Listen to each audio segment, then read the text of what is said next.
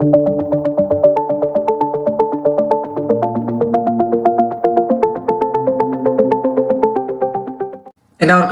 എൻ്റെ നമസ്കാരം.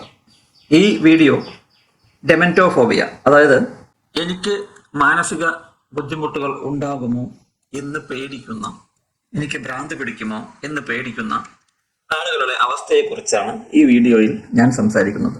ഡെമൻറ്റോഫോബിയ എന്ന് പറഞ്ഞാൽ അതൊരു ഫിയർ ഓഫ് ഇൻസാനിറ്റി. ഇൻസാനിറ്റി എന്ന് പറഞ്ഞാൽ മാനസിക ബുദ്ധിമുട്ടുകൾ, മാനസിക വെല്ലുവിളികൾ, അതായത് സത്യം പറഞ്ഞാൽ ഭ്രാന്താകുമോ എന്നുള്ള ഒരു സാഹചര്യം, എന്നുള്ള ചിന്ത, അതിനെയാണ് നമ്മൾ ഈ ഡെമൻറ്റോഫോബിയ കൊണ്ട് ഉദ്ദേശിക്കുന്നത്. പക്ഷെ സത്യം പറഞ്ഞാൽ ഞാൻ ഈ വീഡിയോ ഡെമൻറ്റോഫോബിയ എന്ന് പറയുന്നത് കൃത്യമായി മനസ്സിലാക്കുവാനുള്ള ഒരു സാഹചര്യം ഉണ്ടാക്കുക എന്നുള്ളതിനാണ് ഞാൻ ഉണ്ടാക്കുന്നത്.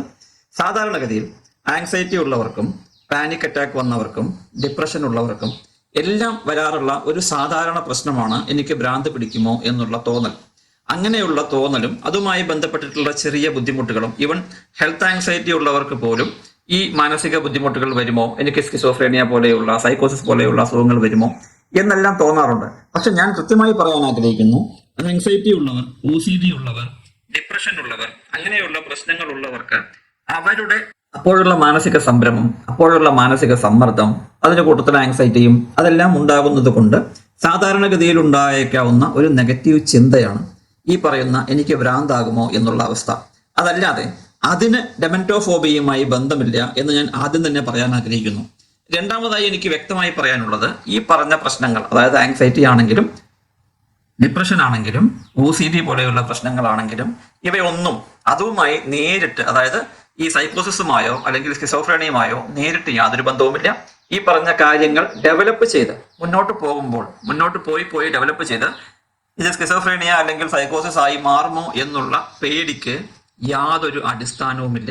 അങ്ങനെ മാറുന്നൊരു സാഹചര്യമില്ല എന്ന് ഞാൻ കൃത്യമായി പറയാൻ ആഗ്രഹിക്കുന്നു. ഈ ബേസിലാണ് ഞാൻ ഈ ഡെമൻറ്റോഫോബിയ എന്നുള്ള ഈ വീഡിയോ അവതരിപ്പിക്കുന്നത്. ദയവ് ചെയ്ത് തെറ്റിദ്ധരിക്കാതിരിക്കുക. ഏതൊരു ഫോബിയയ്ക്കും മെയിനായിട്ട് നമ്മൾ മനസ്സിലാക്കേണ്ടത്, ഏതൊരു ഫോബിയയ്ക്കും ആ സാഹചര്യത്തോടുള്ള ഇന്റൻസ് ഫിയർ ആണ്. വളരെയധികം പേടി, വളരെയധികം ആങ്സൈറ്റി, അതാണ് ഉദ്ദേശിക്കുന്നത്. അങ്ങേയറ്റത്തെ പേടിയും അങ്ങേയറ്റത്തെ ആങ്സൈറ്റിയുമാണ് ഏതൊരു ഫോബിയുടെയും മുഖലക്ഷണം. അതേ തന്നെയാണ് ഈ ഡെമൻറ്റോഫോബിയയ്ക്കും വരുന്നത്. ഡെമൻറ്റോഫോബിയയുടെ മുഖലക്ഷണം എന്ന് പറഞ്ഞാൽ, ഈ ഫോബിയ പിടിപെട്ടിട്ടുള്ള ആളുകൾ, ഈ ബുദ്ധിമുട്ട് അനുഭവിക്കുന്ന ആളുകൾക്ക് ഭ്രാന്ത് പിടിക്കുമോ എന്ന് വെറുതെ അവർ ചിന്തിക്കുകയല്ല ചെയ്യുക. ആ ചിന്ത ഒരുപാട് കടന്ന് ആ ചിന്തയും അതുമായിട്ടുള്ള പെരുമാറ്റങ്ങളും എല്ലാം വളരെയധികം ഇന്റൻസ് ആങ്സൈറ്റി, ഇന്റൻസ് ഫിയർ ഉള്ളതായി മാറുന്നു എന്നുള്ളതാണ് ഈ ഡെമൻറ്റോഫോബിയ. സാധാരണ ആങ്സൈറ്റിയുമായി മറ്റുമൊക്കെ ബന്ധപ്പെട്ട് വരുന്ന പേടി, ഭ്രാന്തായി പോകുമോ എന്നുള്ള പേടി ഈ ഡെമൻറ്റോഫോബിയയിൽ വരില്ല. അതുകൊണ്ട് അങ്ങനെയുള്ള ആളുകൾ ഈ ഡെമൻറ്റോഫോബിയ ആണോ എനിക്ക് എന്നോർത്ത് വിഷമിക്കേണ്ട ആവശ്യവുമില്ല.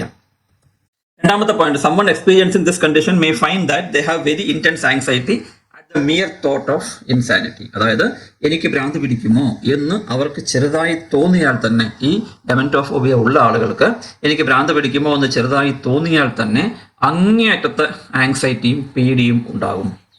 They may be very fearful of themselves becoming insane or of other people who are insane. മറ്റുള്ളവരുടെ, അതായത് ഏകദേശം സാഹചര്യവുമായി ബന്ധപ്പെടുത്തി ആർക്കെങ്കിലും ഇതുപോലെയുള്ള മാനസിക വിഷമങ്ങൾ ഉണ്ടെങ്കിൽ ആ മാനസിക വിഷമങ്ങളുള്ള ആളുകളുമായി സ്വയം ബന്ധപ്പെടുത്തി കണക്ട് ചെയ്ത് അതുപോലെ ഞാനുമായി പോകുമോ എന്നുള്ള പേടി. വീണ്ടും പറയുന്നു, സാധാരണ പേടിയല്ല, intense fear. The term insanity is defined as being severely mentally ill. വളരെയധികം മാനസിക വെല്ലുവിളികൾ നേരിടുന്ന ഒരു കൂട്ടം ജനങ്ങളെയാണ് നമ്മൾ സാധാരണ ഇൻസെയിൻ എന്ന് വിളിക്കുന്നത്. ഇൻസാനിറ്റി എന്ന് പറഞ്ഞാൽ മാനസിക വെല്ലുവിളി, നമ്മൾ ഈ പറയുന്ന ഭ്രാന്ത് എന്നുള്ള അവസ്ഥ. The amount of fear that someone with dementophobia will likely experience is very much out of touch with reality. അവർ അനുഭവിക്കുന്ന പേടി സാധാരണഗതിയിൽ DPDR പോലെ, ഡീപ്പ് പേഴ്സണലൈസേഷൻ അല്ലെങ്കിൽ ഡീറിയലൈസേഷൻ പോലെ ഔട്ട് ഓഫ് ടച്ച് ആയിരിക്കും. അവരുടെ കൈവശം, അവരുടെ കയ്യിൽ നിൽക്കാത്ത തരത്തിലുള്ള പേടിയായിരിക്കും അവർ അനുഭവിക്കുന്നത്. അവരുടെ ചിന്താ രീതി തന്നെ വളരെയധികം മാറപ്പെട്ടിരിക്കുന്നു. അവർക്ക് ലോജിക്കലായി ചിന്തിക്കാൻ കഴിയുന്നില്ല. അവർ വിചാരിക്കുന്നത്, അവരെ സംബന്ധിച്ചിടത്തോളം ഈ റിപ്പീറ്റഡായി വരുന്ന ഈ പേടി, റിപ്പീറ്റഡായി വരുന്ന ആങ്സൈറ്റി അവരെ ഭ്രാന്താക്കി മാറ്റും എന്നായിരിക്കും അവർ ചിന്തിക്കുക. Someone suffering with dementophobia may even experience full-blown panic attack. അവർക്കൊരു പക്ഷേ ഇങ്ങനെ ഈ എക്സ്പീരിയൻസ് ചെയ്യുന്ന, അങ്ങേയറ്റത്തെ ആങ്സൈറ്റി എക്സ്പീരിയൻസ് ചെയ്യുന്ന, അങ്ങേയറ്റത്തെ ഫിയർ എക്സ്പീരിയൻസ് ചെയ്യുന്ന ഇവർക്ക് പാനിക് അറ്റാക്കും ഇടയ്ക്കിടെ ഉണ്ടാകുവാനുള്ള സാഹചര്യമുണ്ട്. ഡെമൻറ്റോഫോബിയയുടെ സിംറ്റം എന്താണ്? ഇന്റൻസ് ഇൻട്രൂസീവ് ആങ്സൈറ്റി ആണ് ആദ്യത്തെ സിംറ്റം. അങ്ങേയറ്റത്തെ പേടി. അതായത് ഈ മാനസിക വിഭ്രാന്തി എനിക്ക് പിടിപെടുമോ എന്നുള്ള ചിന്തയിൽ നിന്ന് തന്നെ അവർ വളരെയധികം പേടിയും ആങ്സൈറ്റിയും കാണിക്കുന്നു. They may be very judgmental of others and hyper aware of others people's reaction. മറ്റുള്ളവരുടെ മുഖഭാവങ്ങളെയും മറ്റുള്ളവർ പെരുമാറുന്ന രീതിയെയും ഇവർ വളരെയധികം ഭംഗിയായി നോട്ടീസ് ചെയ്യും. അവർ ഞാൻ ഭ്രാന്തനാണ് എന്ന് കരുതുന്നുണ്ടോ, അവരുടെ പെരുമാറ്റം ഞാൻ ഭ്രാന്തനാണ് എന്നുള്ള രീതിയിലാണോ എന്നവർ വ്യക്തമായി അനലൈസ് ചെയ്യാൻ ശ്രമിക്കും. They may be irrationally concerned with coming into contact with someone insane. ഇങ്ങനെയുള്ള മാനസിക സംഭ്രമം അല്ലെങ്കിൽ മാനസിക ബുദ്ധിമുട്ടുകളുള്ള ആളുകളുമായി ഒരു കാരണവശാലും അടുത്ത് പോകുന്നതിനെ പോലും, ദൂരെ പോകുന്നവരെ ഒന്ന് നോക്കി കാണുവാൻ പോലും ഉള്ള പേടി ഇവർക്കുണ്ടാവും. അങ്ങനെയുള്ള ആളുകളെ കുറിച്ച് കേൾക്കുന്നത് പോലും ഇവർക്ക് അങ്ങേയറ്റത്തെ ആങ്സൈറ്റിയും ടെൻഷനും ഉണ്ടാകും. ഈ ഡെമന്റോഫോബിയ ഇങ്ങനെയുള്ള കണ്ടിന്യൂസ് ആയിട്ടുള്ള തോട്ട്സും പ്രശ്നങ്ങളും ഒക്കെ ഒബ്സഷൻസ് ആയി മാറുകയും ഒരു പക്ഷേ അവർക്ക് OCD ഡെവലപ്പ് ആകാനുള്ള സാഹചര്യവുമുണ്ട്. They may also develop other phobias. ഈ പർട്ടിക്കുലർ ഡെമന്റോഫോബിയുമായി ബന്ധപ്പെടുത്തിക്കൊണ്ട് തന്നെ മറ്റു ഫോബിയാസ് ഡെവലപ്പ് ചെയ്യാം. ജനറൽ ആങ്സൈറ്റി ഡിസോർഡറിന്റെ ലക്ഷണങ്ങൾ അവർ കാണിക്കാം. ഇത്രയുമാണ് നമ്മൾ പ്രധാനമായി പറയേണ്ട ഡെമന്റോഫോബിയയുടെ symptoms.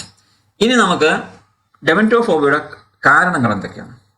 People with anxiety, panic disorder, OCD etcetera do experience, ഇത് ഞാൻ നേരത്തെ പറഞ്ഞ കാര്യമാണ്. സാധാരണഗതിയിൽ anxiety, panic disorder, OCD, depression തുടങ്ങിയ കണ്ടീഷനുമായി ജീവിക്കുന്ന ആളുകൾക്ക് പേടി, അതായത് മറ്റുള്ളവർക്കുള്ള പോലെ എനിക്ക് മാനസിക വിഭ്രാന്തി വരുമോ, അല്ലെങ്കിൽ എനിക്ക് ഈ കാരണങ്ങൾ കൊണ്ട് മാനസിക വിഭ്രാന്തി വരുമോ, എൻ്റെ ഇപ്പോഴത്തെ ലക്ഷണങ്ങൾ ഏതെങ്കിലും മാനസിക വിഭ്രാന്തിയുമായി താരതമ്യം ചെയ്യാവുന്നതാണോ എന്നെല്ലാം ചിന്തിച്ച് സാധാരണ രീതിയിൽ ടെൻഷൻ അടിക്കുന്നത് സ്വാഭാവികമാണ്. ഒരു കാരണവശാലും ഇത്തരം ചിന്തകൾ ഡെമന്റോഫോബിയയിൽ വരുന്നില്ല. ഡെമന്റോഫോബിയ എന്ന് പറഞ്ഞാൽ ഞാൻ നേരത്തെ പറഞ്ഞ പോലെ ഇൻറ്റൻസ് ഫിയർ ആണ്, ഇൻറ്റൻസ് ആങ്സൈറ്റി ആണ് എന്ന് കൃത്യമായി മനസ്സിലാക്കണം. പ്രധാനപ്പെട്ട കാരണം അതിന് ജെനറ്റിക്സ് തന്നെയാണ്. അവരുടെ കുടുംബ പാരമ്പര്യത്തിൽ എവിടെയെങ്കിലും ആർക്കെങ്കിലും ഈ ഡെമന്റോഫോബിയുമായി ബന്ധപ്പെട്ട മറ്റേതെങ്കിലും ഫോബിയയോ എന്തെങ്കിലും ഉണ്ടെങ്കിൽ അത് ഡെമന്റോഫോബിയയായി പരിണമിക്കുവാനുള്ള സാഹചര്യമുണ്ട്. എൻവയോൺമെന്റൽ ഫാക്ടേഴ്സ്, വളരെയധികം ബുദ്ധിമുട്ടേറിയ സാഹചര്യങ്ങളിലൂടെ വളർന്നു വരുന്ന ആളുകൾക്ക് ഡെമന്റോഫോബിയ പോലെ മറ്റ് പല ഫോബിയകളും വരുവാനുള്ള സാഹചര്യമുണ്ട്. ചെറിയ പ്രായത്തിൽ അച്ഛനും അമ്മയും വളരെയധികം ഉപദ്രവിച്ചിരുന്ന കുട്ടികൾക്കും ഭാവിയിൽ ഡെമന്റോഫോബിയ വരുവാനുള്ള സാഹചര്യമുണ്ട്. ഇതെല്ലാമാണ് ഡെമന്റോഫോബിയയ്ക്ക് കാരണങ്ങളായി പറയപ്പെടുന്നത്. ഇനി ഇതിന് ട്രീറ്റ്മെന്റ്സ് എന്തൊക്കെയാണ്? അങ്ങേയറ്റത്തെ ആങ്സൈറ്റി ഉള്ളത് കൊണ്ട്, അതായത് ചെറുതായി ഈ മാനസിക ഭ്രാന്തിനെ കുറിച്ച് ചിന്തിക്കുമ്പോഴേക്കും അങ്ങേയറ്റത്തെ ആങ്സൈറ്റി ഇവർക്ക് ഉണ്ടാവുന്നത് കൊണ്ട് ആ ആങ്സൈറ്റി കുറയ്ക്കുവാൻ മരുന്ന് പലപ്പോഴും അത്യാവശ്യമായി വരും.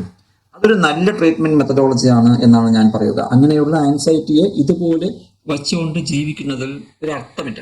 അപ്പൊ നമുക്കൊരു റിലാക്സേഷൻ വേണം. അപ്പൊ ഈ മരുന്ന് കഴിക്കുന്നത് കൊണ്ട് നല്ല റിലാക്സേഷൻ നമുക്ക് ലഭിക്കുന്നു. ആ റിലാക്സേഷൻ കൊണ്ട് നമ്മുടെ ജീവിതം ഇത്തരം ചിന്തകൾ നമ്മളെ അലട്ടാതെ, ബുദ്ധിമുട്ടിക്കാതെ ജീവിതം ഭംഗിയായി മുന്നോട്ട് കൊണ്ടുപോകാൻ സഹായിക്കുന്നു. അതുകൊണ്ട് ഇങ്ങനെയുള്ളവർ ദയവ് ചെയ്ത് മെഡിസിൻ കഴിക്കുന്നതിൽ വിമുഖത കാണിക്കരുത്. എനിക്കൊരു മാനസിക രോഗമാണ് എന്ന് ചിന്തിക്കരുത്. മരുന്ന് കഴിച്ചാൽ ജീവിതകാലം മുഴുവൻ കഴിക്കേണ്ടി വരും എന്ന് ചിന്തിക്കരുത്. പകരം തീർച്ചയായും ഒരു സൈക്യാട്രിസ്റ്റിനെ കണ്ട് അതിന്റെ ഉപദേശപ്രകാരം വേണ്ട രീതിയിൽ മരുന്നുകൾ കഴിക്കേണ്ടതാണ്. അടുത്തത് മൈൻഡ്ഫുൾനെസ്, അതായത് മരുന്ന് കഴിച്ച് ശാരീരികമായും മാനസികമായും റിലാക്സ് ആയ ഒരു വ്യക്തിയുടെ അദ്ദേഹത്തിന്റെ ജീവിതചര്യ മാറ്റിയെടുക്കുവാനും സ്ട്രെസ് റിഡക്ഷനും അതേപോലെ മനസ്സ് മാറ്റിയെടുക്കുവാനും റീഹാബിലിറ്റേഷൻ ചെയ്യുവാനും ഒക്കെ ഉപയോഗിക്കപ്പെടുന്ന പല തെറാപ്പികൾ ആണ് ഈ പറയുന്ന mindfulness based stress reduction, meditation therapy, diversion of attention, exposure therapy, yoga, ശാരീരിക വ്യായാമം, കാപ്പി കുടി ഒന്ന് കുറച്ചാൽ നന്നായിരിക്കും, dialectical behaviour therapy, cognitive behavioural therapy എന്നെല്ലാം. ഇവയെല്ലാം, അതായത് രണ്ടാമത്തെ മൈൻഡ്ഫുൾനെസ് ബേസ്ഡ് സ്ട്രെസ് റിഡക്ഷൻ മുതൽ താഴോട്ടുള്ള തെറാപ്പികളെല്ലാം ഉപയോഗത്തിൽ വരുന്നത് ഈ വ്യക്തി അങ്ങേയറ്റം റിലാക്സ്ഡ് ആയ സ്റ്റേറ്റിൽ മാത്രമാണ്. അപ്പോൾ ഈ റിലാക്സ്ഡ് ആയ സ്റ്റേറ്റ് ഉണ്ടാക്കിയെടുക്കാൻ മെഡിറ്റേഷനോ അല്ലെങ്കിൽ മൈൻഡ്ഫുൾനെസ് മെഡിറ്റേഷനോ ഒരു പക്ഷെ കഴിഞ്ഞു എന്ന് വരില്ല. കാരണം ഇദ്ദേഹം അങ്ങേയറ്റം അജിറ്റേറ്റഡ് ആണ്. എപ്പോഴും ഒബ്സഷൻ, ഇതേ ചിന്തകൾ വീണ്ടും വീണ്ടും വന്നുകൊണ്ടിരിക്കുന്ന ഒരു സാഹചര്യമായിരിക്കാം ഇദ്ദേഹത്തിന്. അങ്ങനെയുള്ള സാഹചര്യങ്ങളിൽ ഈ പറഞ്ഞ ട്രീറ്റ്മെന്റ് മെത്തഡോളജി ഒന്നും വർക്ക് ചെയ്യണമെന്നില്ല. അതുകൊണ്ട് സൈക്യാട്രിസ്റ്റിന്റെ ഉപദേശപ്രകാരം സൈക്യാട്രിക് മരുന്നുകൾ, ആന്റി ഡിപ്രഷൻ അല്ലെങ്കിൽ ആന്റി ആങ്സൈറ്റി മരുന്നുകൾ കഴിച്ച് മനസ്സിനെ റിലാക്സ് ആക്കിയതിന് ശേഷം ഇത്തരം തെറാപ്പി മെത്തേഡ്സുകൾ തുടങ്ങിയാൽ വളരെ പെട്ടെന്ന് അതിന്റെ ഫലം കിട്ടും. ഈ ഡെമന്റോഫോബിയ നമുക്ക് മാറ്റിയെടുക്കാനും സാധിക്കും.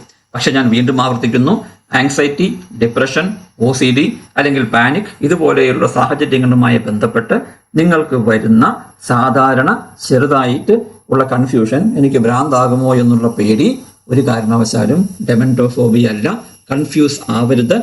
ആ പേടി ഒരു നല്ലൊരു ഡോക്ടറെ കണ്ട് സംസാരിച്ചാൽ, നല്ലൊരു സൈക്കോളജിസ്റ്റിനെ കണ്ട് കൗൺസിലിംഗ് നേടിക്കഴിഞ്ഞാൽ അത് പതിയെ പതിയെ ഇല്ലാതാവും.